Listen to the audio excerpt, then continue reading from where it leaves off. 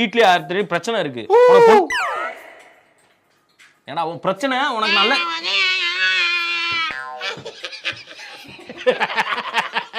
அவன் கிடக்குறான். A few hours later.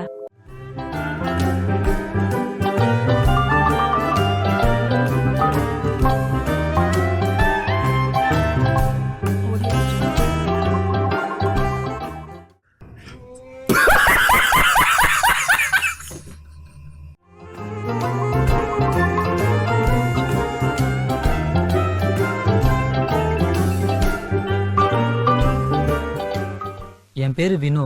O திவ்யாவா?